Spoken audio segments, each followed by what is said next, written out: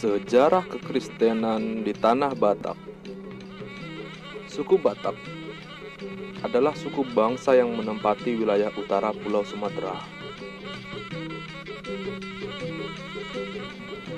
Suku Batak merupakan salah satu suku di Indonesia yang mayoritas beragama Kristen. Jika dipersentasekan, orang Batak beragama Kristen mencapai kurang lebih 80%. Saking besarnya, suku-suku lain sering menganggap orang Batak pasti Kristen. Banyaknya orang Batak yang beragama Kristen adalah peran dari para misionaris di zaman kolonial dahulu. Namun, keberhasilan misionaris mengkristenkan suku Batak tak semudah yang diperkirakan, karena harus berhadapan dengan adat serta aliran kepercayaan yang dianut orang-orang Batak pada saat itu.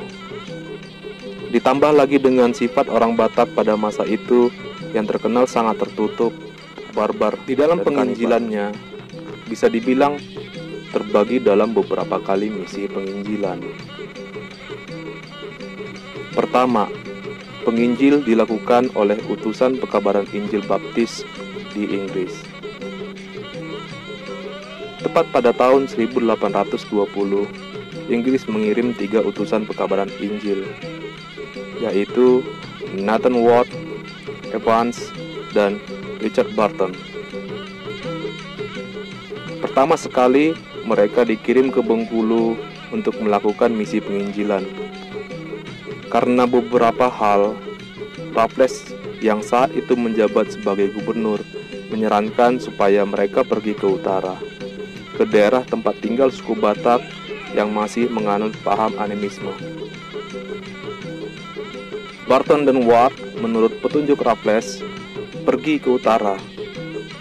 Awalnya mereka melakukan misinya di daerah pesisir. Namun karena daerah pesisir sebagian besar masyarakatnya sudah menganut agama Islam, mereka memutuskan untuk masuk ke daerah yang lebih dalam lagi. Pada tahun 1824, mereka sudah memasuki daerah Silindung, wilayah suku Batak Toba. Saat mereka tiba di Silindung, mereka diterima dengan baik oleh raja setempat. Namun, perjalanan penginjilan mereka terhenti ketika terjadi salah paham dengan penduduk. Penduduk menjadi tidak suka hal ini. Karena itu, para penginjil tersebut diusir. Kandaslah misi penginjilan tanah Batak yang pertama kali.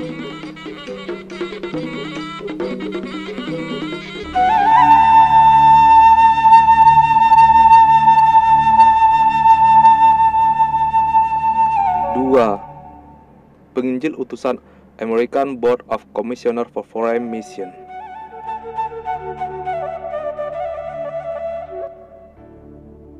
Pada tahun 1834, 2 orang Amerika, yaitu Munson dan Lyman, yang merupakan utusan gereja Kongregasionalis Amerika. Mereka tiba pada tanggal 17 Juni 1834 di Sibolga dan menetap beberapa hari di sana.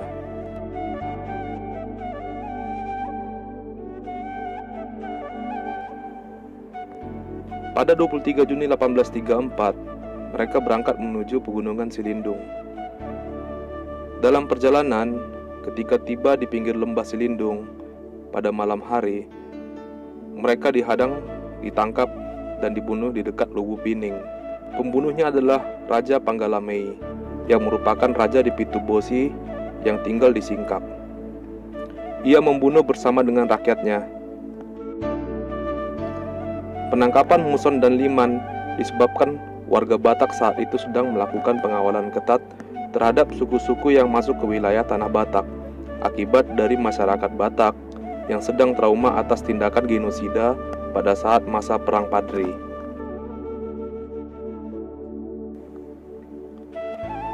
Raja-raja Batak saat itu memerintahkan menangkap dan membunuh suku-suku asing yang tak bisa berbahasa Batak.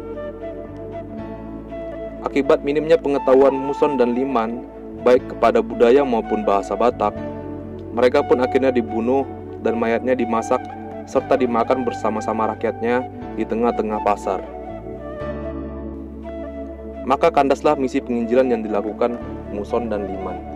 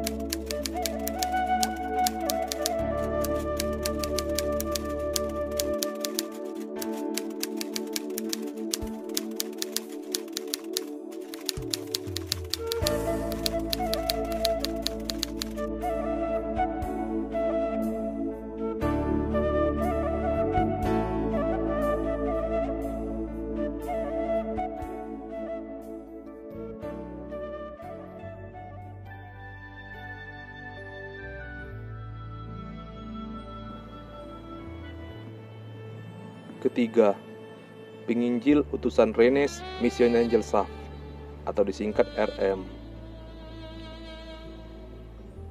Pada tahun 1840, seorang ilmuwan berkebangsaan Jerman, Franz Wilhelm, melakukan perjalanan ke daerah Batak dan kemudian menerbitkan karangan tentang suku Batak. Dalam buku tersebut, Jung Hun menasihatkan pemerintah kolonial untuk membuka jending Kristen guna membendung pengaruh Islam di bagian utara Pulau Sumatera.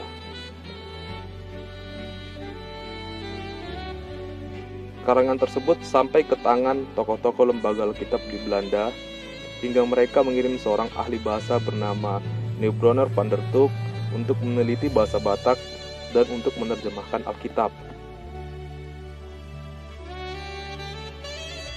Van der Tuuk adalah orang Eropa pertama yang menatap Danau Toba dan bertemu dengan Sisingamangaraja.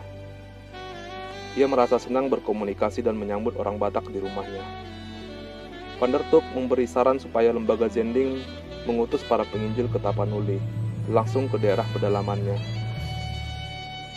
Pada tahun 1857, pekabar Injil G. van Asselt, utusan dari jemaat kecil di Ermelo, Belanda, melakukan pelayanan di Tapanuli Selatan.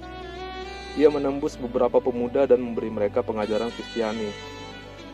Pada 31 Maret 1861, dua orang Batak pertama dibaptis, yaitu Jakobus Tampu Bolon dan Simon Siregar.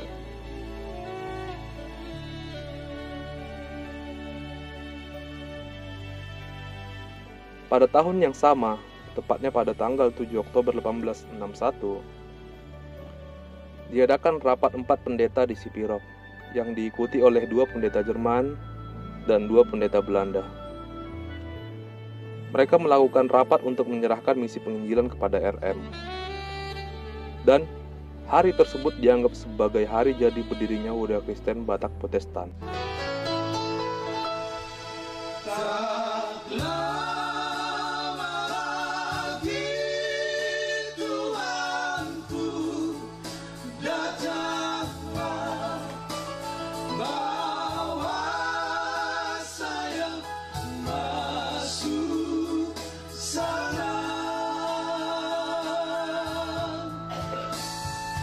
RM kemudian mengutus Ludwig Ingwer Nommensen untuk melakukan misi tersebut.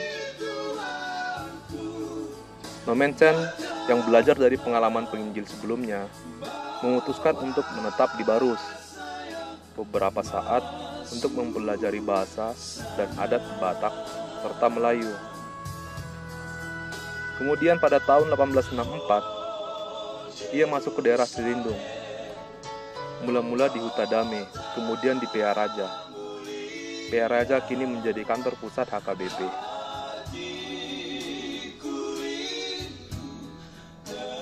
Dalam menyampaikan Injil, Nommensen dibantu oleh Raja Pontas Lumban Tobing.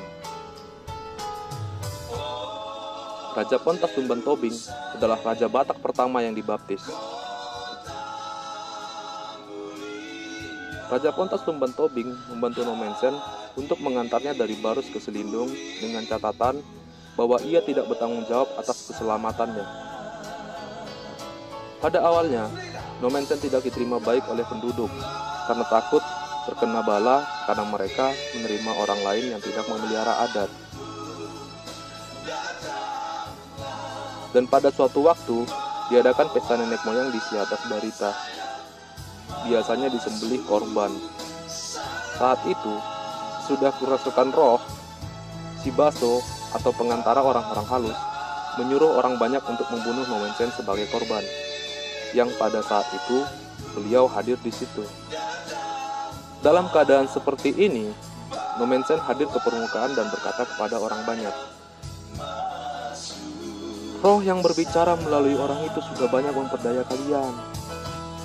Itu bukan roh Siatas Barita, nenekmu, melainkan roh jahat. Tidak mungkin nenekmu menuntut darah salah satu dari keturunannya." Begitu kata Nommensen.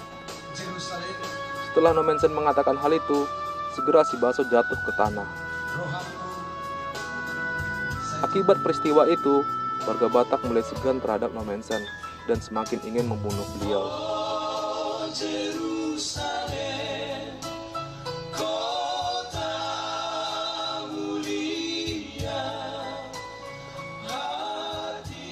Dalam menghadapi keadaan yang menekan, Nommensen tetap ramah dan lemah lembut, hingga lama-kelamaan membuat orang merasa enggan dan malu berbuat tidak baik padanya.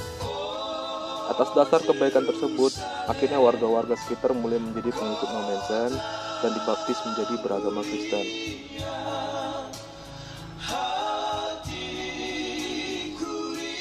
Suatu keberhasilan yang dilakukan Nommensen membuat misi penginjilan semakin mudah dilakukan dan semakin menyebar sampai ke tanah Sinalungun, Karo, Pakpak, dan lain-lain.